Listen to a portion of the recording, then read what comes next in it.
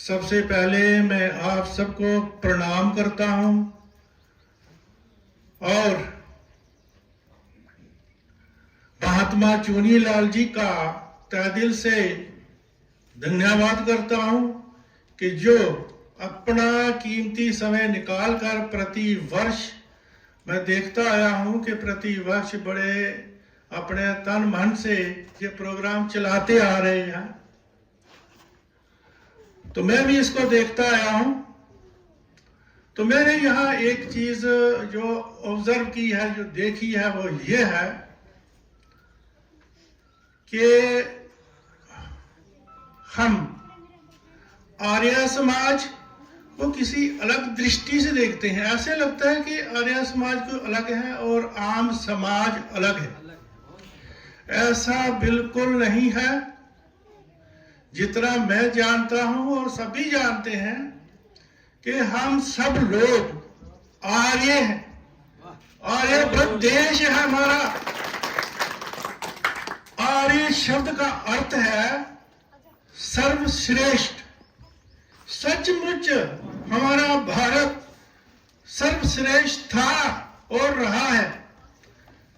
अब बात आती है कि हम कैसे, क्यों मुझे किसी विशेष वर्ग को हम आर्य बोलते हैं, आर्य समाजी। ऐसा कुछ नहीं है। ये आर्य समाज को आर्य समाज का संचालन करते हैं और इसको चलाते हैं। तो इसका अर्थ ये नहीं है कि कहीं कोई बाहर से है।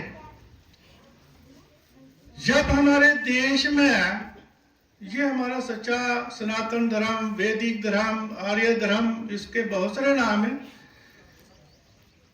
तो इस धर्म में जब कुरीतियां आ गई, तो जैसे गीता में भी भगवान कृष्ण कहते हैं, जब जब यहाँ पर धर्म का नाश होता है और अधर्म का जब फैलाव हो जाता है, तब तब मैं अवतार लेता हूं। इसी प्रकार से हम कह सकते हैं कि महर्षि दयानंद जी ने इस धरती पर इसी काम के लिए अवतार लिया और हमारे इस हिंदू समाज को संगठित किया, पुनर्गठित किया, शिक्षित किया और इस आर्य धर्म का पुनर्गठन करके इसको एक नया रूप दिया।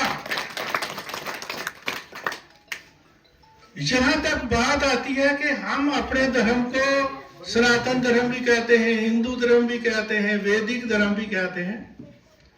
सही अर्थों में हमारा जो धर्म है वो वेदों पर आधारित, इसलिए इसको वैदिक धर्म कहते हैं।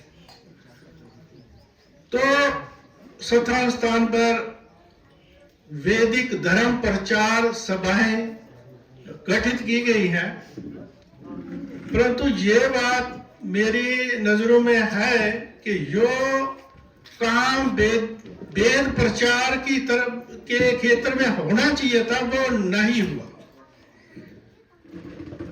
आप कहीं भी जाओ, हिंदू समाज में किसी घर में जाओ, किसी बच्चों को पूछो, 4 वेदों के नाम नहीं बता सकेंगे। उनकी शिक्षा को बताना तो अलग रहा।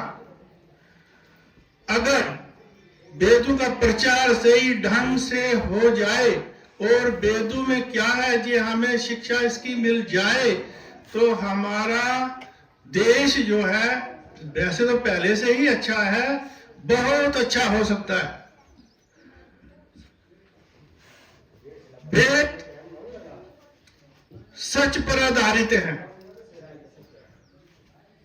यह सृष्टि क्या है, मानव क्या है, हमें क्या करना चाहिए, क्या नहीं करना चाहिए, ये सब वेदों में है। लेकिन ये ऐसे में नहीं आता जब तक कि हम वेदों का अध्ययन नहीं करते। एक बात होती है, किसी को पूछे यार वेद पढ़े हैं, लोग कहते हैं जी टाइम कहाँ हमारे पास वेद पढ़ने का, और खत्म नहीं होते काम। मैं कहता हूं कि हमारे पास अगर कुदरत का, भगवान का दिया हुआ कोई उपहार है तो वो टाइम ही है और कुछ भी नहीं है।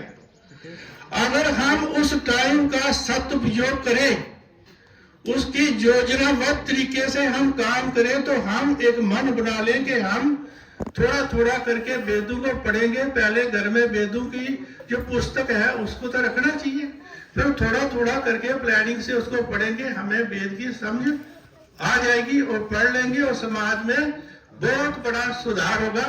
शायद मुझे लगता है मैंने ज्यादा टाइम ले लिया होगा और मैं अपनी वाणी को यही विराम देना चाहता हूं। और ये एक बात मैं महात्मा चुनीलाल जी से क्योंकि करता था, वही है यहाँ के, उन्होंने बहुत अच्छा। आज मैं जहाँ एक बात कहना भूल गया हूँ, जो जहाँ का हवन हुआ बहुत मजा आया उसमें। हवन, मंत्र, प्रार्थना, इसकी साइंटिफिक वैल्यू है। हवन करते हैं, जो वातावरण लोकल वातावरण है वो शुद्ध होता है, मंत्रों से उसकी परिशुद्धि होती है और प्रार्थना से और भी उसका जो पूरा प्रभाव होना चाहिए वो पूरा मिल जाता है। तो मैं कहना चाहता था अपने मास्टर चुनीलाल जी को कि एक तरीका निकालना चाहिए कि हम वेद प्रचार का काम औपचारिक रूप से कर सके। उसमें हम स्कूलों को इन्वॉल्व कर सकते हैं, गांव में जगह जगह समितियां बना सकते हैं और ये मिल बैठकर इसकी योजना बनाई जा सकती है। तो इसी के साथ मैं आपका धन्यवाद करता हूं। Thank you very much.